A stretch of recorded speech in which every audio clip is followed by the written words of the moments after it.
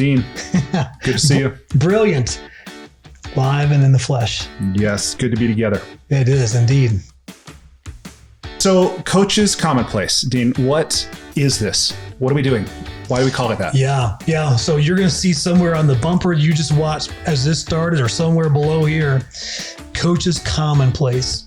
It's a term that my wife introduced me to. There's a commonplace book. So in 1685, this guy John Locke, Locke, kind of created, people had it, but he kind of formalized it of this is how you should organize this book. And so as the history goes, if you go into the late 1700s, much more common, more famous people, presidents and philosophers. Charles Darwin used this to capture a lot of his thoughts. But in a home or in a public place, you would just find this book in a common place. And it was a place to capture thoughts and jokes and proverbs and recipes and just all those things. But that's where you would capture it. Mm-hmm. Kind of even as we started, it's a written language, right? And so it was just a place to capture that. So as you and I were talking about your experience in life and your experience in coaching and how those two things come together, I've had the same experience. This is really, we've created a common place to capture some of that. And so even for you that are watching, this is really, we want this to be your commonplace, because in the comment section, things like that, we get to share those things and we all benefit. So that's where the naming language came from. Awesome.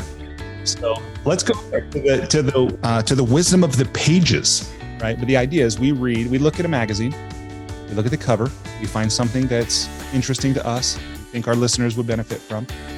And then we, as coaches, see what we would say if we were tasked with writing that article, or what we would say to a client that wanted to know our take on this topic. And then we'd read the article, and then we'd say what they said. Are you mentally fit? 31 ways to power up your brain. That was the question. You were the one that was given this assignment. What would you say about powering up your brain? So be curious, test things through experience. Be aware of your senses, specifically your sight. Have a balance between science, art, logic, and imagination. Embrace ambiguity. Balance the body, and then recognize and appreciate that everything's connected. Yeah. So Evan Parks, Doctorate of Psychiatry. The 6 signs you're lying to yourself. How to recognize when your confidence is covering up your self-deception. This is one that I actually think about a lot. Was Michael Jordan a champion before he ever won a championship? Mm-hmm. And, in a literal sense, no, he didn't have, you couldn't look him up on Wikipedia to see how many, back then Wikipedia didn't exist, but he wouldn't have listed champion. There were no gold medals. There were no, NBA finals trophies. There was no Hall of Fame induction. There was nothing to indicate, there was no hardware to show that Michael Jordan was a champion. But in another way, you could be darn sure that the story he was telling himself was that he was a champion, and it's part of the persona that he embodied. It was what he lived into. It was what he proved to the world. Well, let's just shift to the last part of our conversation, exploring 2 things. One is something that can help us be better coaches. And then one is what's something that as coaches or as thought leaders that can help us earn recognition and money. Yeah. So my thought about being a good coach is make it as easy as possible to get paid.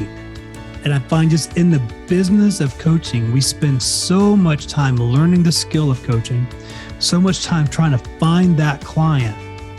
And then when it's time for them to pay us, we're almost as awkward as that 12-year-old or 13-year-old boy or girl that's babysitting for the first time, that doesn't know how much they want to be paid or even how to pay them, right? Don't be the 12-year-old version of yourself as you're growing a coaching business.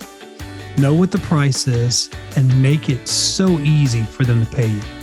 Lisa McLeod, whose specialization is selling with a noble purpose, has done amazing things with large sales organizations. But she said, if you're doing good things, which I would imagine most of the coaches that are listening to this are, then you have a moral obligation to let people know what you are able to do.